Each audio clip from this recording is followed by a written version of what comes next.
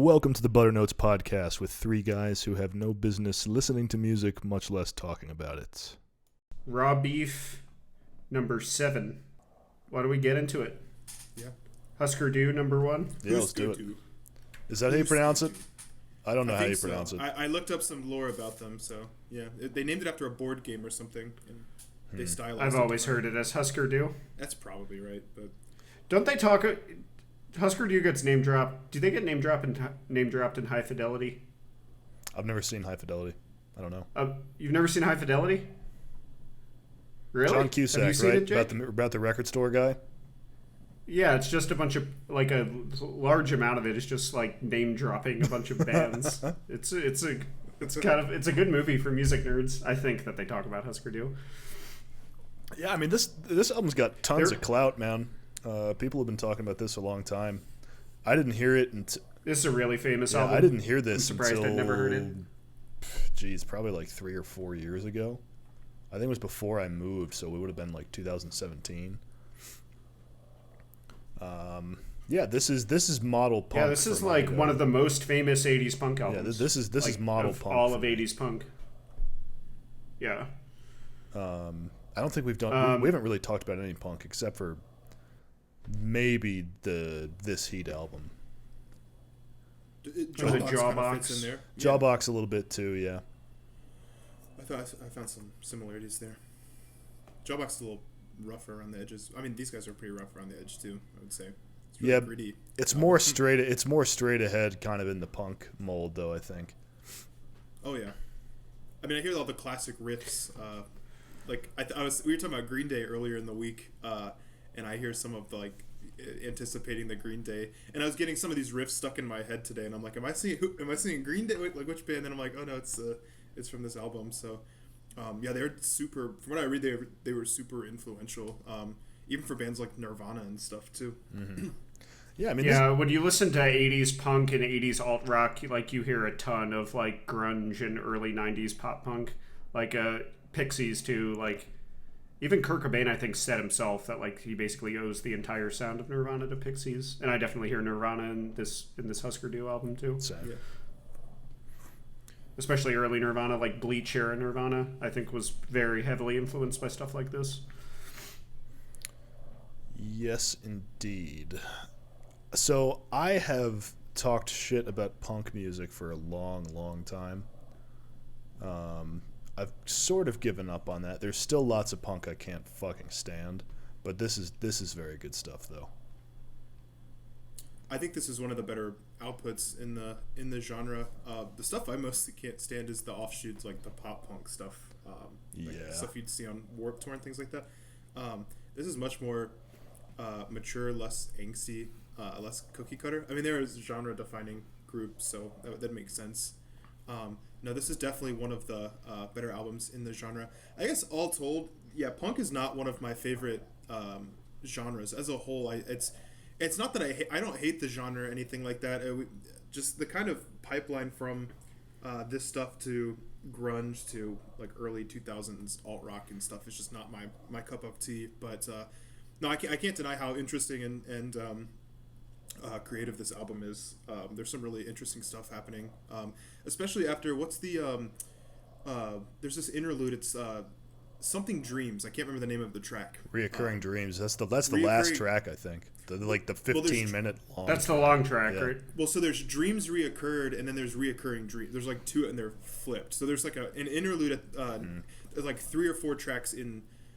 The first couple tracks were like just standard, punk music, and then it starts to kind of get weird as the album progresses. Yeah, it does get weirder as the album goes on. That's right.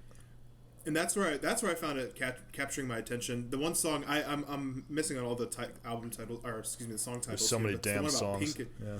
There are 23 of them. Yeah. I'll say something about that in a second, but the one Pink and Blue or Pink Turns to Blue or something like that was also... Pink Turns into Blue. Yes. That was probably my favorite track upon first listen. That was a great track. Yeah, that was really fun. And these guys are, I mean, this kind of music doesn't lend itself for a lot of like technical wankery, but it's obvious that these guys are really great on their instruments as well. Yeah, I mean, there's a pretty a pretty tight composition to this record relative to a lot of punk music, especially from that time. There are pretty tight harmonies, and I mean the whole thing is melodic. I think that's probably what made me think of some of the later stuff that come down the road, like Green Day or like Bad Religion too, kind of. Yeah. Yeah, and that last track, that long track, "Reoccurring Dreams," was like basically just like a noise rock jam. Like it wasn't even that. Like that wasn't even really punk. That was basically just like noise, and I thought it was really good. Had an industrial sound to pretty, it. Yeah, pretty like legitimately abrasive for. I mean, this isn't like this album. I wouldn't call it mainstream, but it's also not like incredibly underground. And that last track is super abrasive for something that is as popular as this. So that was cool. That bit at the end with like the feedback, where it's just ringing in your ears for about 20 seconds and then it cuts out. Yeah, I mean it's risks like that on this album that make it so interesting. I think. Yeah, I agree. Yeah, it'd have been really easy for them to just write a completely cookie cutter album with a bunch of tracks that sound exactly the same as the last. I mean, this is kind of a genre I felt in a way that kind of tends to do that, but they've managed to elaborate on the sort of core elements of the punk genre and capture my attention. I will say, I mentioned earlier today that this album was very long, and it's actually like only 10 minutes longer than the album I picked, but at a certain point I was kind of like, I wish this album was a little bit shorter. So that it lost a few points for me just for that. Each individual track was fine, but just as a whole album compilation, I was like kind of wishing it was a bit more truncated and compressed, I guess, than what it was. But I can appreciate. I mean, I don't know. I'm not here to say like, please give me less music or something like that. But just considering the album as a whole and the listening experience, I did lose. I don't know. There were points where I was listening to it and not paying attention. I wasn't sure which track I was on or stuff like that. More towards the middle of the album, but. It's really a minor criticism. I'm not saying it damns the album or anything like that, but that was my only, I guess, major or sort of major complaints about the album. That would be mine too. Yeah, that's one thing that I knew about this record before I ever heard it. Just reputation-wise, it's known for being incredibly long and like 1 million tracks, and which is unusual for this style of music. I knew that about this album, and I also know, just browsing people's opinions both before I heard it and after I heard it, that like one of the like a common criticism of this album is that it's sort of like the sum of its parts are greater than the whole. A lot of people have that opinion, like as Jake just said, like individual tracks are solid, but they are, because there are so many of them and it's not necessarily as cohesive as it could be. And I do agree, although I would need to spend more time with the album. I don't necessarily think that that's like inherently bad if those sorts of things aren't immediately accessible. And they definitely are not immediately accessible on this album. I'm sure a lot of people love that it's as long as it is, and I respect that as well. I mean, if you love this kind of music, then it'd probably be really easy to say, just give me more of it, and that's great. So yeah, like I said, it's not a huge criticism or anything like that. Just for my tastes in general with punk music, I guess I need it in smaller doses. And I could look back at like different like sections of the album and say that was really good and I enjoy it. But it kind of at certain points it just drug on for me. So that. Yeah, I mean that's my only negative thing to say about it. But as I mentioned, yeah, it's really interesting and creative and genre defining. Really good album, really solid. Yeah, most hardcore albums are really short. Like Husker Du's first album, which I listened to as well, Everything Falls Apart, is like 19 minutes long, which is pretty common for hardcore. So they definitely like are at a new level of ambition here for the genre and for their own work. Absolutely, yeah. And it's also it's a concept album. I didn't read anything about that, so I don't know what the concept is. So the concept, it's basically about a kid who lives in an abusive household, and he finally leaves town, and a bunch more fucked up shit happens to him, and standard punk fare. Imagine what's that Green Day song? Imagine Jesus of Suburbia, but like an extra 51 minutes. Yeah. Hey, it's better than it's better than the pop punk. Like, I hate this town. I want to leave. My parents suck. it hands, like I said, it's much more mature than that. I agree. I mean, that's a real thing that happens to people. So they managed to capture that faithfully, I think, rather than just being kind of campy. I kind of like that kind of thing too. Sometimes though, like you gotta love Institutionalized by Suicidal Tendencies. Oh, that's everyone loves that shit. Yeah. Yeah, and it's very Midwestern, like Middle America. Like Husker Du are a Minnesota band, and that vibe is all over this album. Even me not knowing that as the concept, like you can tell that like this is a band from Middle America and not a coastal punk band. That's where the emo stuff comes from too, right? Like the emo. Music out of all the emo Midwest stuff is from the same area. Yeah. Well, I managed to pick some more Pitchfork. And I haven't listened to I have not listened to very much emo music, even though I do like it. And I have no doubt that this was a big influence on that, but I can't really speak to it because I'm not super familiar with Midwest emo. I've been meaning to dive into some of that stuff for a while, but I just haven't done it. I got to do that. Yeah. That's a whole treasure trove I have yet to dig into. That's a starter pack episode right there, maybe. Yeah. But yeah, so I picked some more Pitchfork core. This should help boost my my average rating even higher now. Oh, it definitely did. Oh, this is going to boost it a shit ton, yeah. Oh yeah, it definitely I think this was like a 3.9 on Rate Your Music. 3.89, yeah. Like, it's rated very highly. Yeah, that's a lot of people like this album. I'd never heard of it before, so I don't know how I guess it just shows, I just punk music is generally not my thing, so it wouldn't have come across my radar. But you somehow managed to find that fucking you'd never even Pedal Point album, but you hadn't heard of Pedal Points.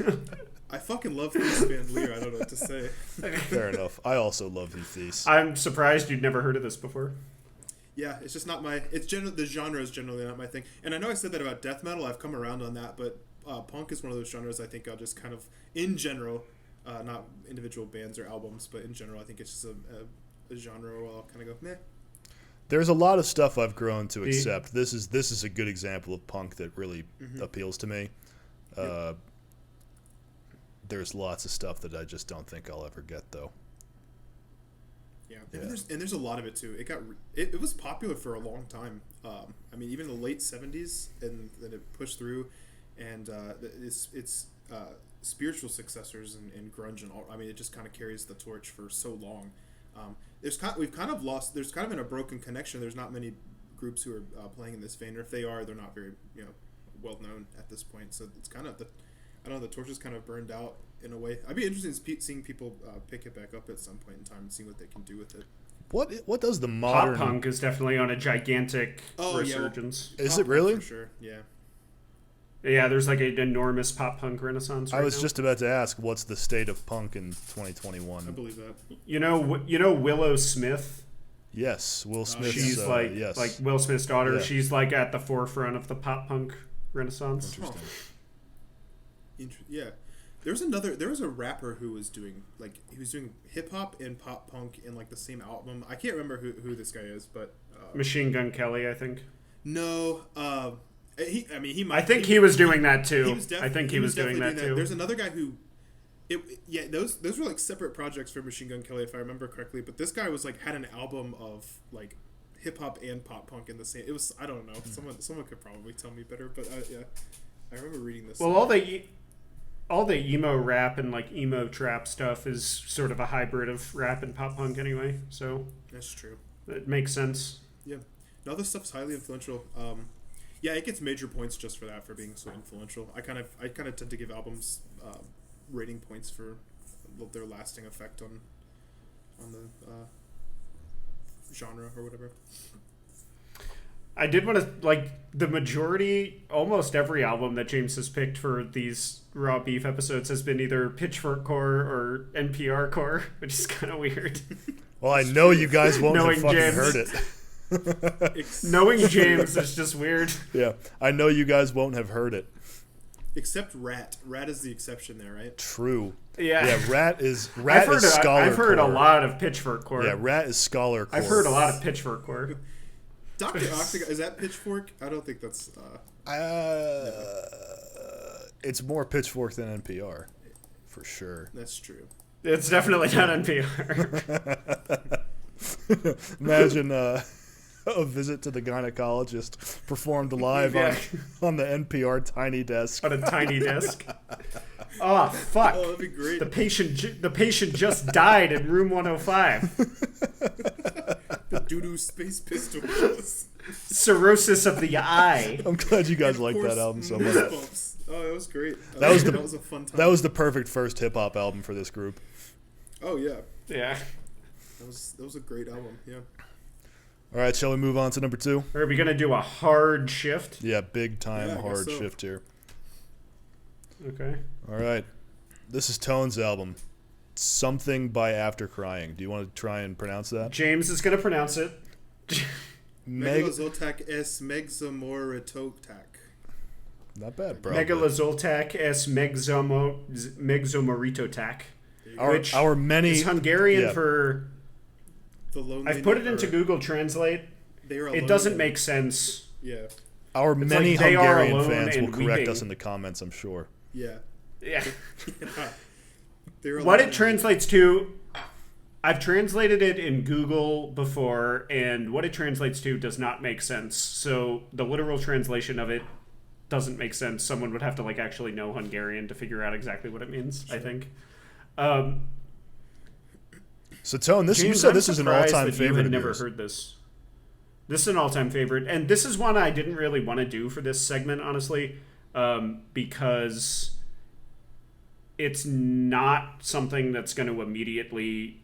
It's not going to be immediately rewarding. This album, this album is like art music. This is basically classical music. It's not really a rock album. After Crying came out of I believe some kind of conservatory in Hungary. They're all classical musicians who I think all liked progressive rock, so they all got together. Some of their other albums are not even in the same league as this one. This album is enormous miles above everything else they did. The other stuff they did is basically symphonic prog. This album is pretty much just modern classical. And this is an all-time favorite, but it's not something that's gonna be immediately grab you, because it's not it's in Hungarian first of all, which is a huge language barrier because it's a very weird language that not a lot of people speak, and there aren't very many immediate catchy hooks or anything. There's nothing to grab a casual listener on this. It's art music. Well, when you spend time with this is definitely an absolute masterpiece. Some of the most beautiful music of all time is on this album. In particular, the latter half of the title track, which is the trumpet and piano duet. Just some of the best music ever put to tape, in my opinion. That trumpet solo, just stunningly beautiful music. And it's a hard album to talk about for that reason. It's it's not really an album you can shoot the shit about. It's this is a pretty serious piece of art, honestly. But I did want you guys to hear it, so I chose it for this segment. I'm glad you did. I hope what you say is true, that it's not immediately rewarding, because I thought it was quite good. I thought it was pretty damn good. Especially you'll like it more if you spend more time with it. Sweet, you'll like it more. I hope so. Yeah, I definitely hope so. I love albums. I was about to say I was going to take that the opposite way. I look forward to future listens then, because I liked this, but it didn't grip me. And I actually gave this one an extra listen because I was like, this is an all-time favorite of Anthony's. There's got to be something I'm missing here. And it might be just how you put it there, which is just that you need to take more time with it. Yeah, a lot of slow building of tension, a lot of really subtle shifts in melody. Again, it's a hard album to talk about because I'm not educated in classical music, so you would kind of have to have some vocabulary to really talk about exactly what they're doing. But it's just, I mean, it's almost like reading a book, listening to music like this. Same with listening to a symphony. You just have to you have to almost read the music, and that takes time. Yeah, and I mean, I did not give it the attention it deserves either. I mean, most of the time when we're doing these raw beefs, I'm listening to music while I'm working, and Yeah. I think with that in mind, this is probably an album that you need to just sit down and give your full attention to really fully appreciate. Mm-hmm. Although I guess with all of the sludge metal and post rock I've been listening to, it kind of I don't know, gave me the stomach to make it through this, and I don't know, I was it's music with which you have to be very patient to get a reward from it, I think, and that slow building sort of towards a crescendo, and then it kind of breaks the tension.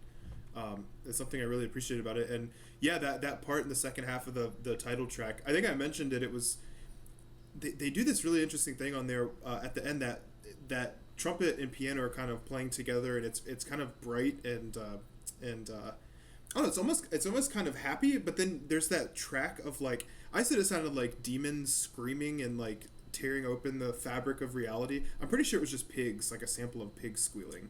Do you guys know what I'm talking about? I don't.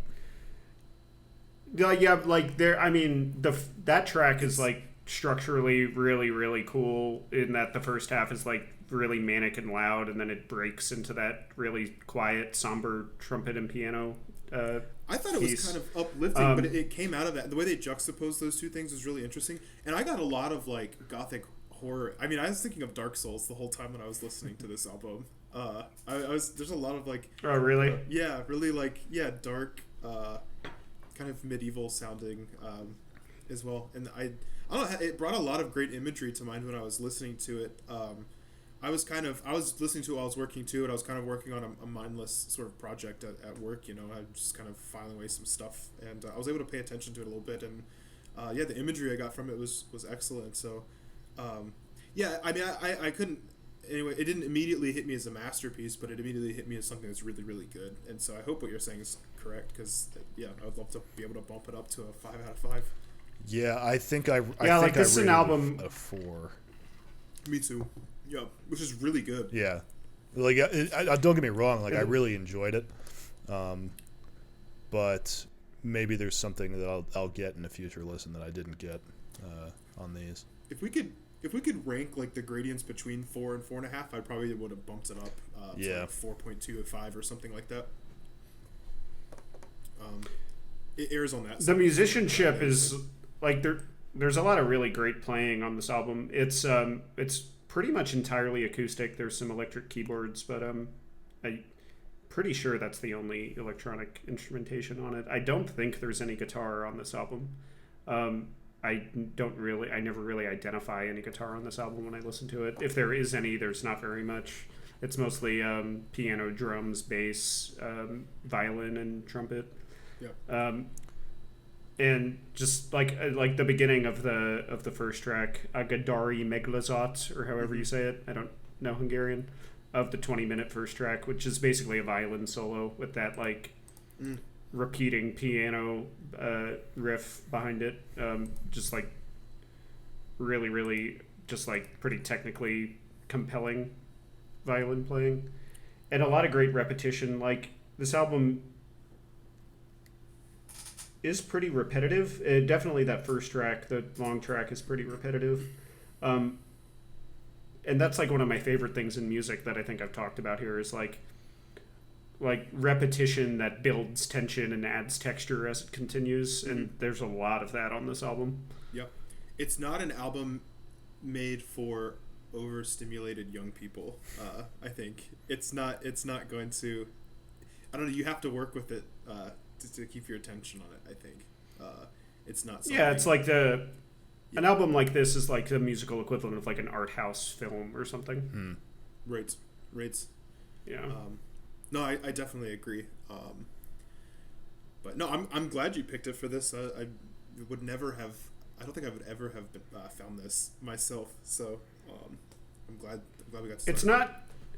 This isn't extremely obscure. Like After Crying definitely have a reputation in prog circles. Like, and there are definitely people who have as high of an opinion about this album as I do. It's just it's not. An album like this is never going to be enormously mainstream for the reasons that I mentioned, and the fact that it's Hungarian and in Hungarian.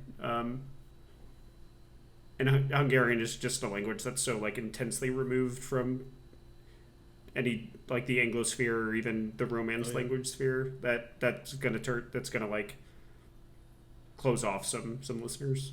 Not that there's not even that much lyrics on this album. Sometimes I like that though. I don't know. On a first listen, I'm not necessarily trying to follow along to if there's a story being told or something like that. I just want to hear how the vocals accent the instrumentation. It's one reason I like listening to Incarna Veneno by Opeth in the Swedish version more than the English version. It's just hearing Michael's vocals in Swedish and just hearing what he can do as a vocalist and being able to focus solely on that. I also prefer that album in Swedish. Yeah. I wish he had done more of his stuff in Swedish. I wish more bands from native English speaking countries would do that. Well, I've never had an issue with foreign language music because I've been listening to that Italian prog stuff for so long. True. I'd already been pretty well yeah. warmed up to it. So it doesn't bother me really not to know what the lyrics are. I'm sure knowing I'm sure knowing would improve it. But it couldn't hurt it. Yeah. Well, that's not true. Not necessarily. We've been talking about great. Yeah. I used to be of the opinion that lyrics couldn't hurt music, but I am no longer of that opinion. It can. It can. It certainly can. Can. Definitely they can. Yeah. It certainly can. Yeah. But I think it's kind of rare for that to Are we going to shit talk Steven Wilson? Who's going to be the first to shit talk Steven Wilson? I wouldn't dare. That's not what I was thinking of either. Please come on our podcast, Steven Wilson. Yeah, I wasn't going to take it in that direction. I'm sure you can think of who I was thinking of, or more what I was. You're thinking of the good old Count himself. Yeah, precisely. Yes. Yeah. Well, I was actually thinking of Ram Ranch 388. But Losing faith. Please don't ever sing on the podcast ever again, Jacob. Oh, I'm sorry. Yeah. I was trying. Don't do that. I was just trying to get the James LeBrie live version going. Sorry. Don't fuck up this music podcast with any music. All right, fair enough. Oh yeah, we worried about copyrights. There. Is that the second track on this, which is a short track? It's only like 3 minutes. Akis Haas. Oh yeah. I don't know how big the ensemble is. It's like a female vocal ensemble. It sounds like 3 voices. It could be 4. And they do some pretty amazing harmonies. There aren't really even any vocals really, or any lyrics. It's just kind of like pure vocal harmonies that they do on there. That's pretty astonishing. The rest of the vocals are mainly male vocals, but there aren't even very many. This is mostly instrumental album. Yeah. I have to point out this one moment at the very end of it. There's this bass solo at the very end of the album that really stuck out to me. I'm not going to dare try and pronounce the title of the track. It's the last track, and it's at the tail end of it.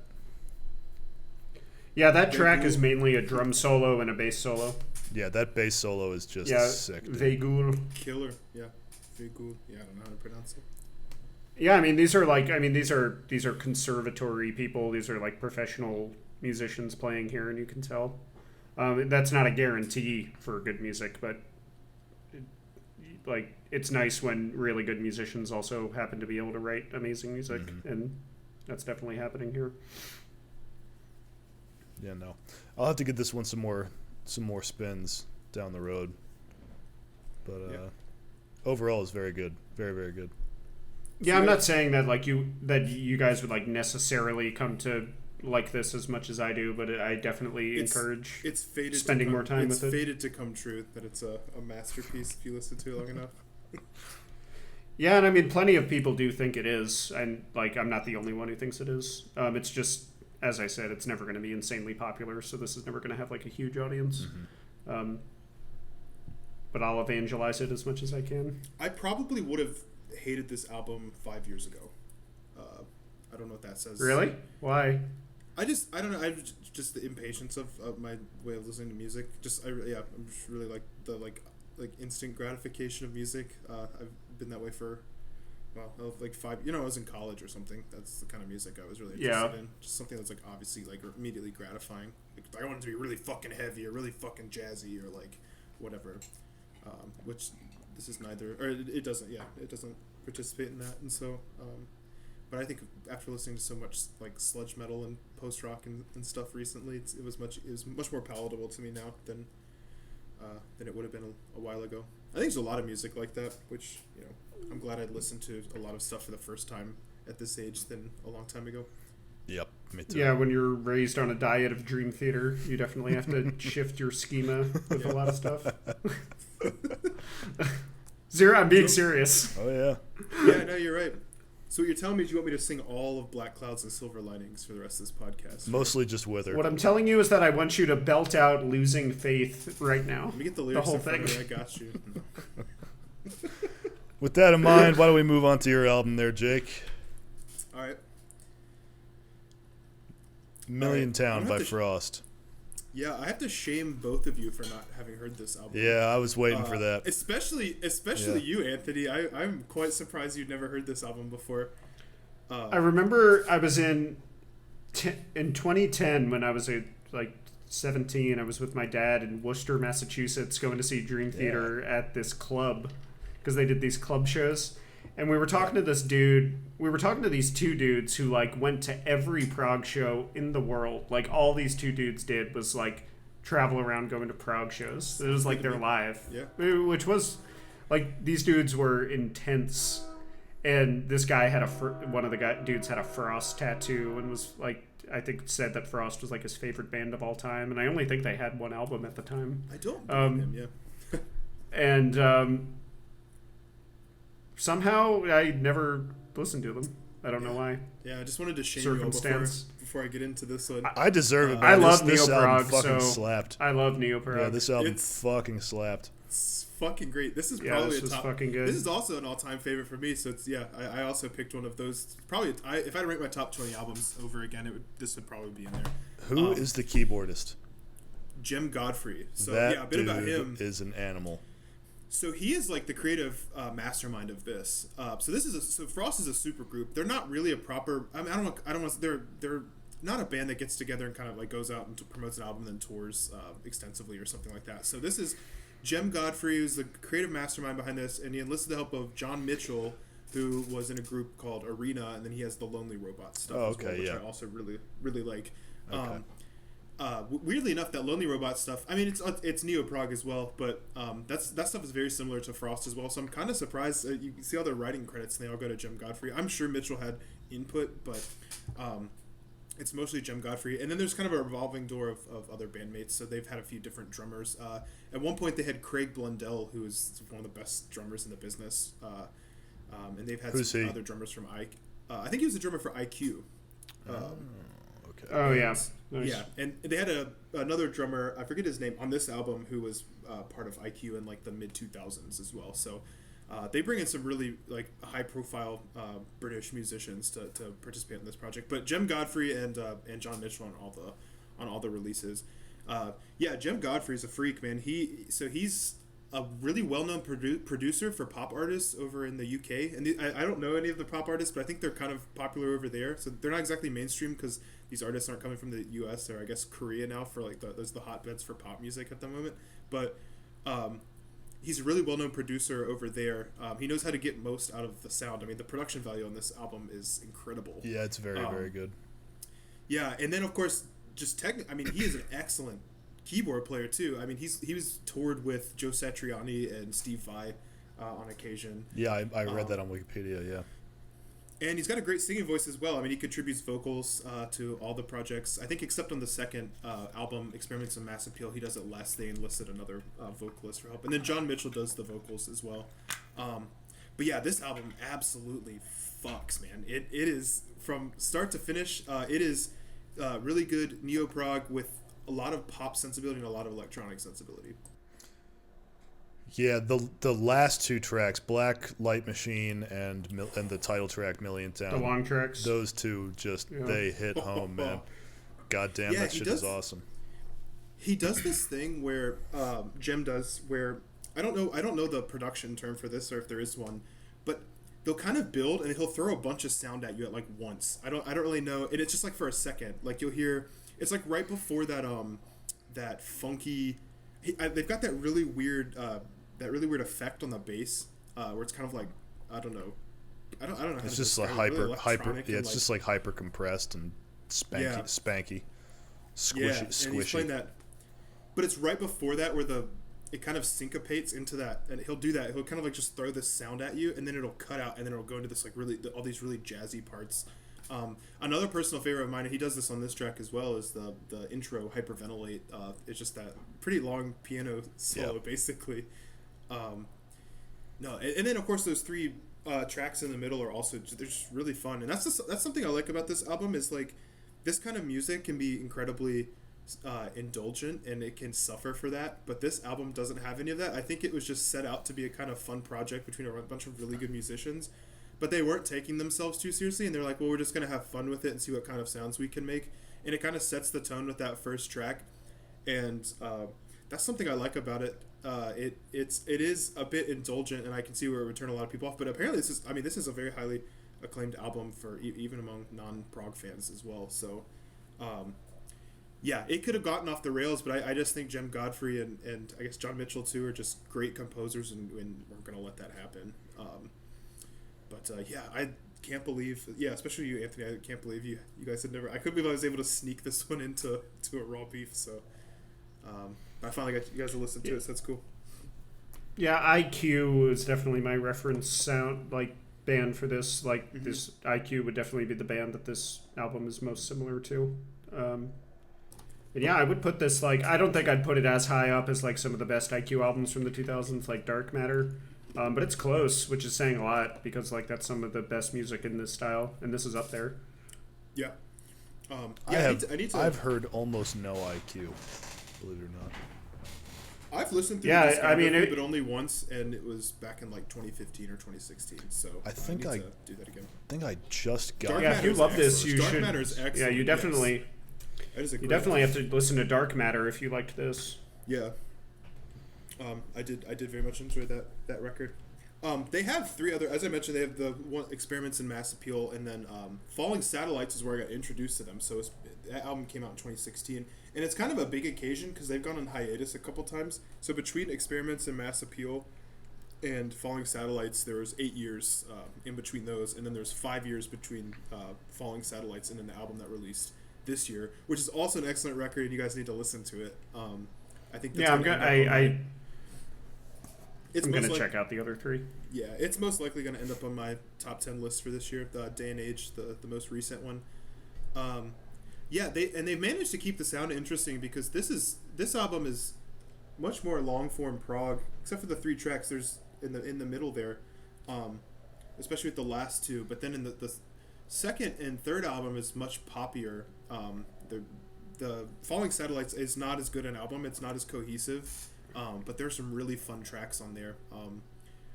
It's just Jem Godfrey being a genius and playing around with stuff and just killing it in production. And it's just really pleasant to listen to. And I don't know, this just hits it hits everything for me. I love good piano oriented music, especially if it leans towards electronic and jazz. And there's a lot of that in this, so it was not difficult for me. I immediately took this album and thought it was a masterpiece the first time I listened to it, and my opinion of it hasn't changed. Yeah, the keyboard favorite for me. The keyboard playing really blew me away on this, and there's so many sounds too. He just pulls so many sounds out of the keyboard.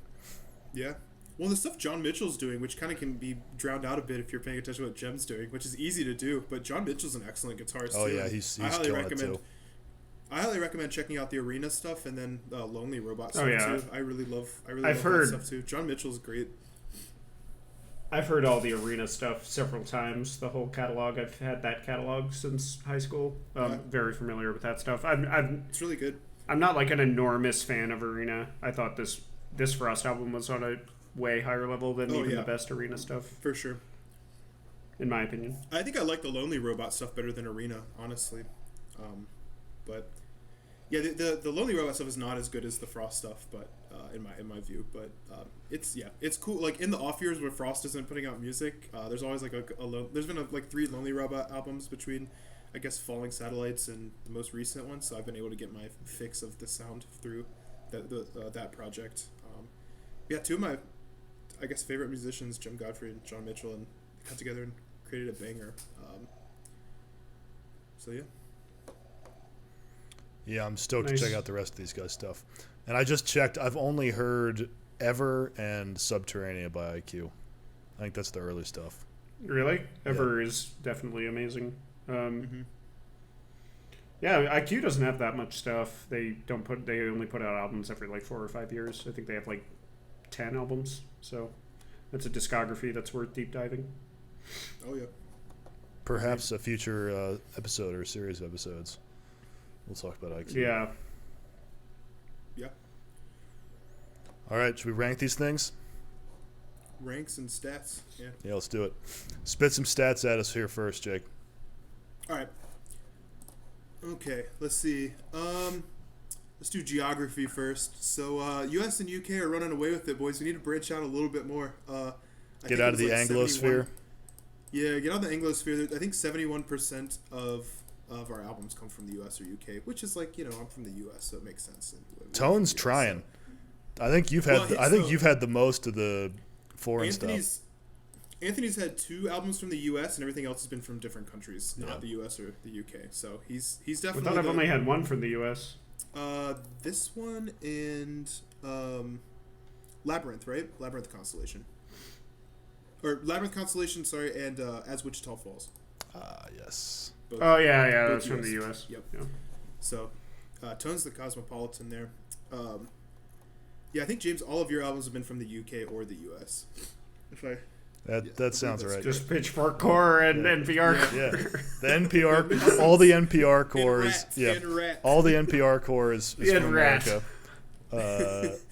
Most of the Pitchfork core is from America, and then there's Rat, the Scholar core. Rat is from goddamn America. Oh, it's the only country good enough for them.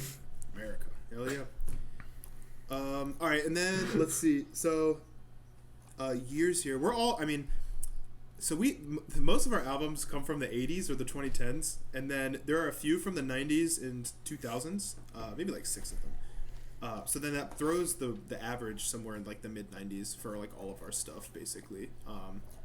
But yeah, just most of our stuff is coming from the 80s. 84 and 81 are popular years, and then 2014, of course, still has 4 of the 21 albums we've picked so far, which I think is really interesting.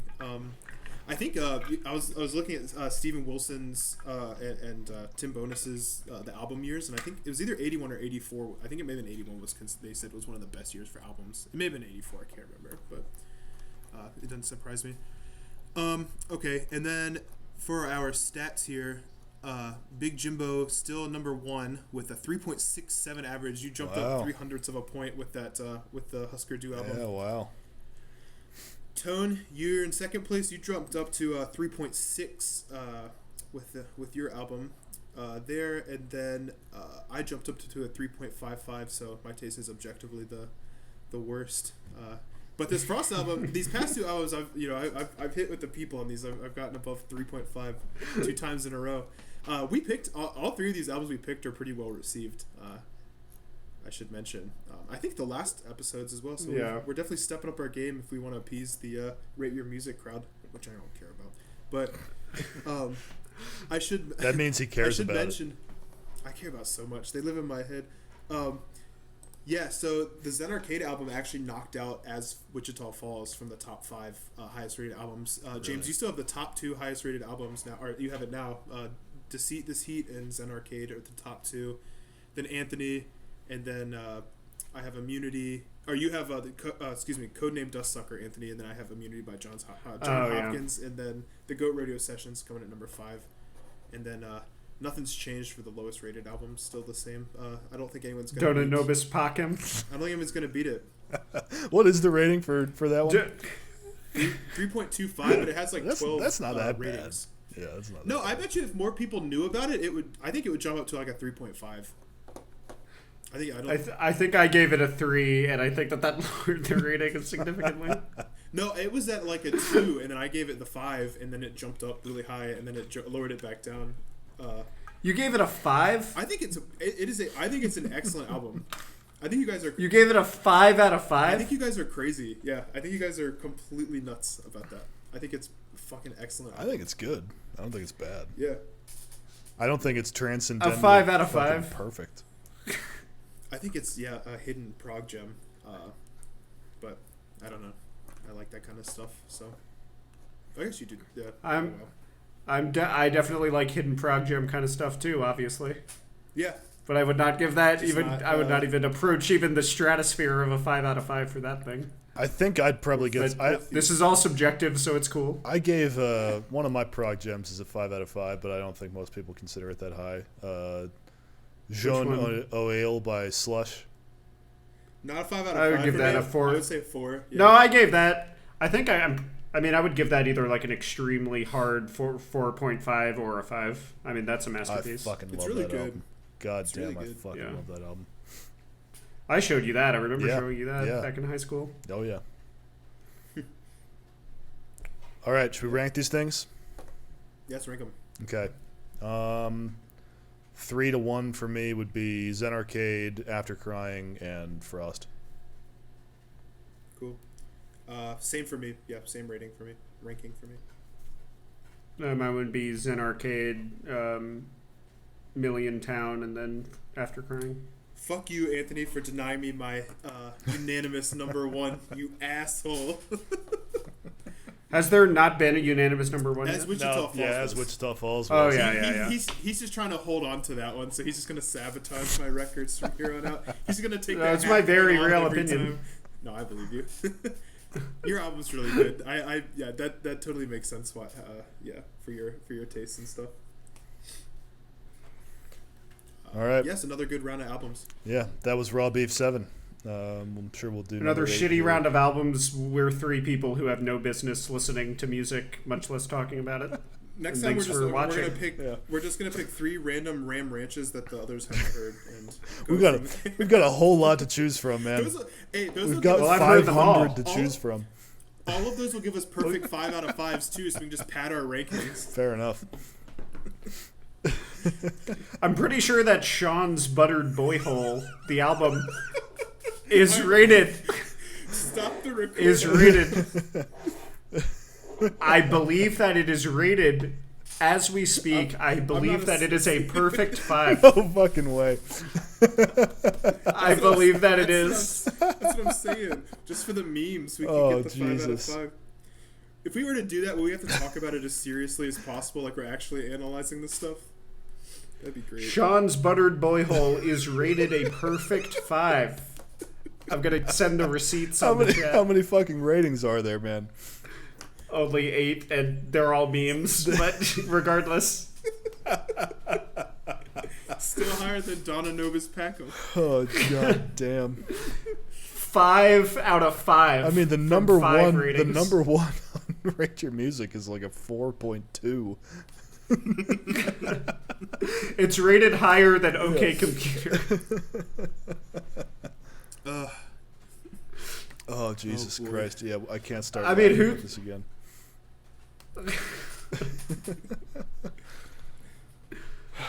All right, so we're all idiots and we have no taste, and thanks for listening. All right, that sounds about right.